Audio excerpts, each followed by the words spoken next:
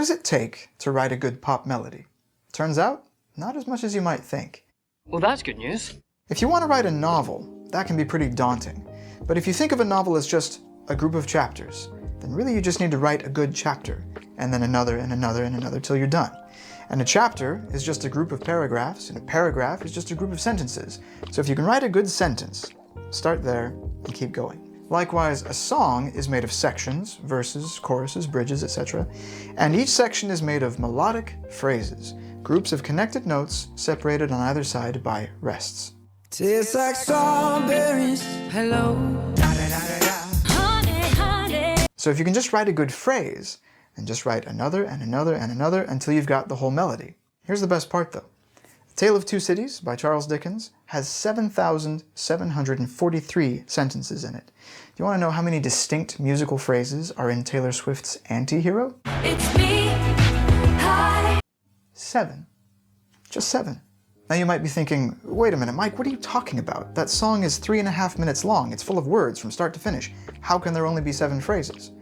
Well, I'm not talking about lyrical phrases, I'm talking about melodic phrases. And melodic phrases repeat a lot, and they can be used under any number of different lyrics from verse to verse. Let me show you.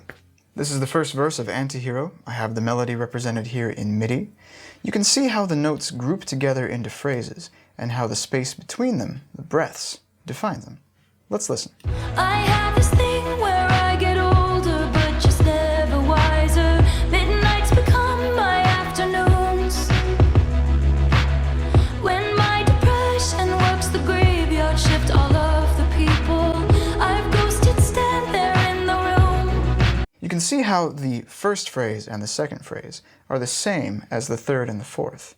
If we were to give them letter names, we could call this our A phrase and this our B phrase. And this is totally unrelated, by the way, from note names or chord names.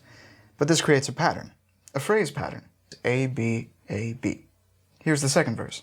Sometimes I feel like everybody is a sexy baby. You can already tell the lyrics have changed, but the melodic phrases underneath are the same. And it's the same in the third verse as well. So a good percentage of this song is just the same 2 phrases over and over again. Why? The power of repetition to make things catchy or memorable cannot be overstated. As an experiment, I'm going to play an audio recording for you of a woman reading some text, and then we're going to talk about it. The sounds as they appear to you are not only different from those that are really present, but they sometimes behave so strangely as to seem quite impossible.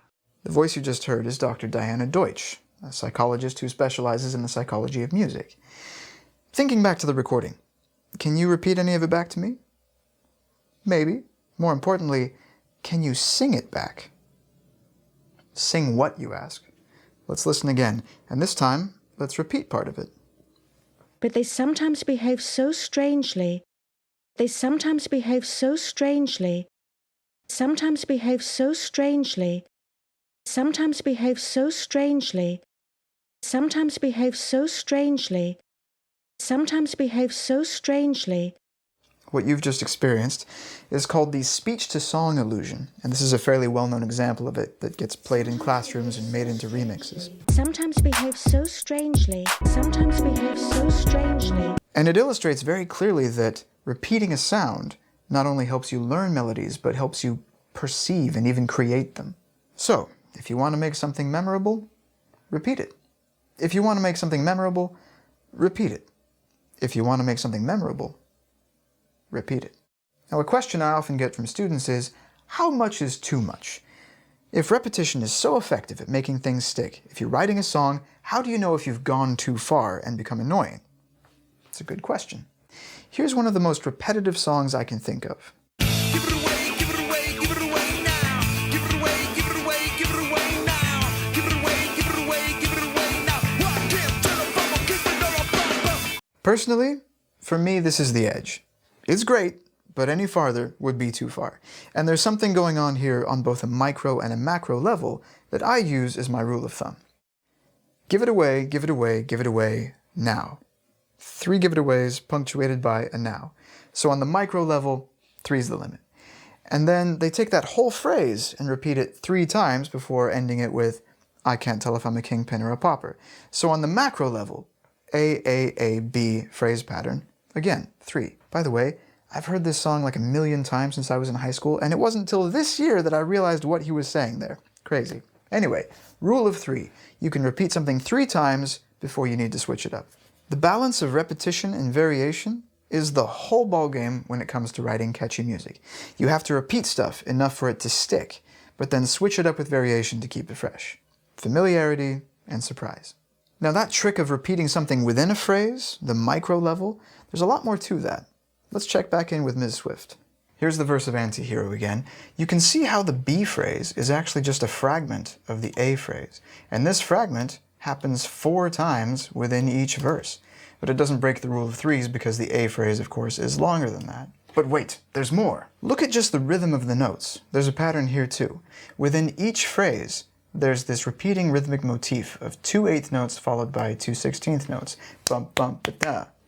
And it happens over and over again, and the rule of 3 applies as well. Check this out. I have this thing where I get older, but just never wiser. This rhythmic motif comes back in the chorus as well. Watch this. I'll stare directly at the sun, but never in the mirror. I like to call this stuff micro-repetition. And you can do it with rhythmic motifs, you can do it with melodic motifs, you can do it with words, with repetition of consonants and vowel sounds like alliteration and assonance, or, just rhyme. I should not be left to my own devices. They come with prices and vices. I end up in crisis. The point is, writing a catchy song is not a game of quantity or volume, but of organization.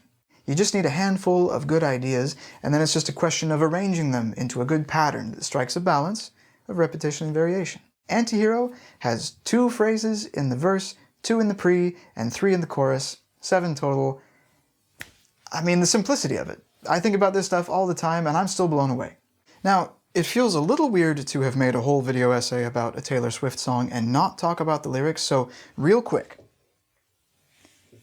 a toast to rhyming narcissism and congressman, which I'd never heard done before, to the image of Taylor as some sort of kaiju attacking a city, and to squeezing a whole inheritance murder drama into the 3rd verse, and a good one too.